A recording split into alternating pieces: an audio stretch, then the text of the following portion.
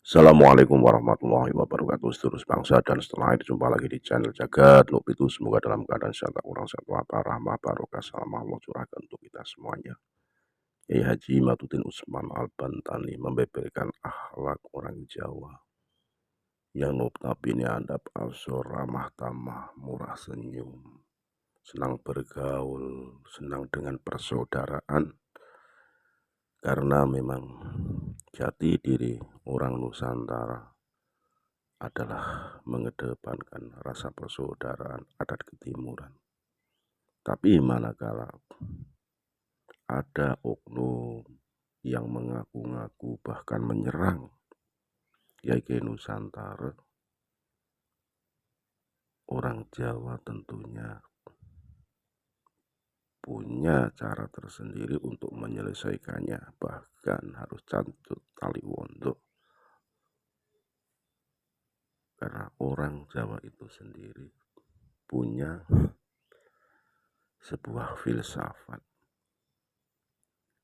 menang tan kasorake, sugih tanpa bondo, sugih tanpa bondo, menang tan ngasorake.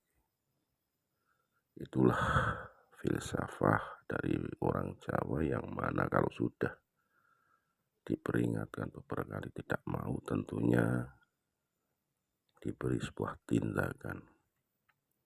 Banyak hal yang disampaikan oleh Kiai Haji Matuddin Usman Al-Bantani terkait dengan tesis yang ditulisnya, kajian nasab yang didalaminya. Tentu ini akan menimbulkan pro dan kontra, sangat pasti akan bersinggungan dengan para mereka yang mencintai Habib, bahkan dengan Habib itu sendiri. Lebih jelasnya mari kita simak bagaimana penuturan Kiai Haji Matuddin Usman Al-Bantani lewat video berikut ini. Sekali lagi mohon maaf yang kari hakam batin Nusantara. Assalamualaikum warahmatullahi wabarakatuh. Itulah akhlak wong Jawa. Walaupun punya kekuatan tapi tidak menunjukkan kekuatannya. Biarkan musuh memperlihatkan kekuatannya, tapi kita bisa mengukurnya. Kalau mereka macam-macam baru kita itu begitu. Ini sekarang udah terbukti banyak nih makam-makam yang bisa diselamatkan. Keluarga besar Keraton Jogja sudah berhasil menyelamatkan puluhan makam-makam yang sudah dirubah namanya, sekarang sudah dibongkar. Tapi mereka senyap akhlak wong Jawa dan gak usah disoting-soting, yang penting kita bongkar katanya. Sudah terjadi Pak, sudah dilakukan di Jogja, alhamdulillah. Ada Raja Cirebon yang jadi menantu Jogja, kemudian dia meninggalnya di Jogja, namanya Prabu Sultan Girilaya, sekarang jadi Qodi bin Yahya. Kok rubah ini leluhur kita namanya Sultan Girilaya, menantu daripada Sultan Mataram, kok sekarang jadi Qodi bin Yahya. Ini opo? Kenapa bisa begini? Akhirnya sekarang alhamdulillah sudah dirubah lagi. Pak Yai, masalah Wali Songo itu manuskripnya banyak. Saya ambil satu Wali Songo yang saya sudah tulis, yaitu tentang Sunan Gunung Jati. Ini manuskripnya ditemukan karya Pangeran Arya Cirebon 1720. Di 1720 itu menyatakan, ini saya tulis dalam bahasa Indonesianya, ini dalam bahasa Jawa. Sunan Gunung Jati lahir di Mekah. Ini tulisan di manuskrip ya, Al-Mukarramah, dengan nama Syarif Hidayatullah tahun 1448. Ibunya bernama Nyai Rara Santang binti Prabu Siliwangi. Nyai Rara Santang pergi haji ke Mekah bersama kakaknya Pangeran Cakrabuana. Selama tinggal di Mekah, ia nyantri di Syekh Bayanullah, adik Sedatu Kahfi. Sedatu Kahfi adalah ulama asal Mekah yang menyebarkan Islam di Cirebon. Nyai Rara Santang dan kakaknya berguru kepadanya, dan gurunya tersebut yang memerintahkannya untuk segera menunaikan ibadah haji ke Mekah bersama kakaknya Pangeran Cakrabuana. Di Mekah, Nyai Rara Santang menikah dengan Syarif Abdullah Al-Hashimi. yang kemudian setelah menjadi sultan bergelar Sultan Maulana Mahmud Al-Hashimi. Ia menguasai wilayah Bani Ismail di Mesir dan Bani Israel di Palestina. Nyai Rara Santang kemudian mendapat nama baru Syarifah Mudaim dan tinggal di Mesir bersama suami dan anaknya. Jadi tidak ada Yaman-Yamanan itu. Dalam berita yang ditulis oleh orang Cirebon tahun 1700 sendiri, itu Syekh Sunan Gunung Jati Syarif Hidayatullah ada bapaknya orang Mesir, lahirnya di Mekah Al-Mukarramah. Ketika berumur 20 tahun, Syarif Hidayatullah pergi ke Mekah dan nyantri di ulama-ulama Mekah. Setelah itu ia pergi ke Nusantara. Ia mampir di Gujarat, lalu ke kerajaan Samudra Pasai. Di Pasai ia nyantri di Sayyid Maulana Ishak, bapak Sunan Giri. Dari Pasai ia berlayar menuju Banten. Dari Banten kemudian menuju Surabaya untuk nyantri di Sunan Ampel. Sunan Gunung Jati nyantrinya di Sunan Ampel setelah nyantri di bapaknya Sunan Giri di Aceh. Setelah beberapa lama barulah ia diperintahkan menemui pamannya di Cirebon untuk menyebarkan agama Islam. Ia membangun pesantren di daerah Gunung Jati, kemudian ia dikenal dengan Sunan Gunung Jati.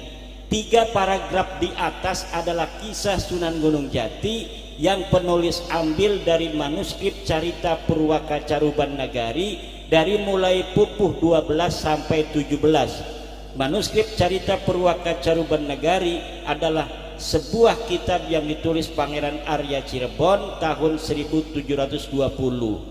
Manuskrip itu tercantum salah satu versi silsilah Sunan Gunung Jati. Nah, silsilah Sunan Gunung Jati sendiri ini sudah ditemukan manuskripnya. Ada manuskrip Bangkalan 1624. Ini yang tertua sementara yang ditemukan di Bangkalan, manuskrip tentang silsilah Sunan Gunung Jati ke Syekh Jumadil Kubro. Kemudian yang kedua manuskrip Tapal Kuda tahun 1650. Kemudian mengatakan juga bahwa Sunan Gunung Jati adalah keturunan Syekh Jumadil Kubro. Kemudian manuskrip Pamekasan tahun 1700. Manuskrip Syekh Hasan Muhyi 1787. Asal usul Kesultanan Cirebon 1809. Tinjauan kritis sejarah Banten 1913. Kemudian ada lagi kemarin dari Pangeran Qodiran Patih Kesultanan Cirebon, saya mendapatkan stempel-stempel keluarga-keluarga Keraton Kanoman yang distempel oleh kerajaan Belanda. Kemudian setelah negara Indonesia terbentuk oleh negara Indonesia, itu silsilahnya juga ke Musa Al-Kadzim. Nah, siapa yang menemukan para wali songo itu? Ya, yang menemukan manuskrip-manuskrip ini. Kita nggak tahu yang menemukan siapa. Kalau saya kan di Sragen ini yang menemukan Kiai Rihad. Tapi waktu itu saya belum tahu karena manuskrip yang kita temukan menyebutkan beliau adalah lahir di Mekah Al-Mukarramah. Jadi orang-orang kita di sini dulu, contohnya di sini, Pangeran Cakrabuana asli orang Cirebon, itu sudah pergi haji pada abad ke-15. Tahun 2024 kita pengurus NMC banyak yang belum pergi haji, banyak ngerokok melulu. Lah orang-orang kita itu sudah pergi haji pada abad 15 dengan kendaraan pesawat yang tidak seperti sekarang. Dulu masih adanya kapal air. Kapal air pun itu tidak bisa langsung dari Jawa langsung ke Mekah, tapi itu ganti-ganti kapal. Tidak satu kapal langsung ke Mekah, enggak. Dari Banten ke Aceh itu kita ngeteng, dari Aceh ganti kapal lagi ke Maladewa, dari Maladewa ganti kapal lagi angkutan Maladewa Gujarat, dari Gujarat mampir lagi nanti di Yulamlam di Jeddah, dari Jeddah jalan naik onta. Di situ kita pernah baca sebuah sejarah perjalanan haji. Orang-orang Jawa pada zaman dulu itu kalau bayar onta lebih dari yang seharusnya, karena dulu itu setiap orang bayar onta itu ada bayar untuk tukang onta dan ada bayar langsung untuk raja. Jadi pajaknya langsung. Misalnya ini Rp1.000 untuk tukang onta, Rp2.000 untuk raja. Itu jadi pajaknya itu dipungut per orang untuk raja itu dulu. Kan raja keren, nggak usah atas nama raja, udah pokoknya bayar haji sekian. Itu pajaknya yang ngatur kan pemerintah, tidak langsung atas nama raja. Kalau dulu yang ngatur diaturnya, ini buat tukang delman, ini buat raja, ini buat onta, ini buat raja. Jadi bayarnya 2 kali lipat, 1 buat kendaraannya, 1 buat rajanya. Itu ada kitabnya itu. Orang Jawa kalau dia itu pergi haji, bayarnya lebih dari yang seharusnya. Kenapa? Kaya raya kita itu. Orang yang pergi haji itu kaya raya. Nulis kitab, 1 kitab aja kalau mau mondok. Dulu orang mondok itu nggak bisa orang miskin. Kenapa? Mahal kitabnya. Kitabnya nggak ada di percetakan. Kitabnya itu harus nulis dulu. Misalnya ada kiai tukang nulis saja kerjanya, itu kita bayar. Anak saya mau mondok kepada Kiai Joko Tingkir, kitabnya kitab Fathul Mu'in. Berapa Pak Kiai? 50 juta. Itu bayar 50 juta, nanti dibikinin sama kiai kampung tuh, kemudian baru kitabnya jadi, mondok ke Joko Tingkir. Dulu raja-raja, anak raja-raja di Jawa Barat, di Banten itu mondoknya pada Joko Tingkir, orang Solo Raya. Jadi ilmu Banten tuh ilmu Solo Raya.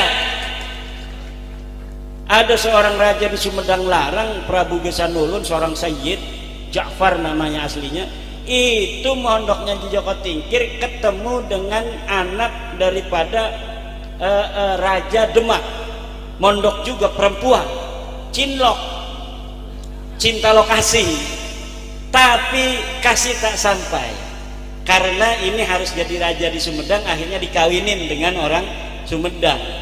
Nah ini dikawinin dengan Raja Cirebon, Giri Layat tadi tuh, yang juga punya istri anak Raja Mataram. Kemudian pas jadi Raja Sumedang kan soan tuh ke Cirebon, ketemu sama itu tuh, sama mantan dia waktu pesantren itu sampai sekarang ada novelnya itu, ada novel kisah cinta Nyai Harisbaya judulnya itu. Lah itu kemudian cinta bersemi kembali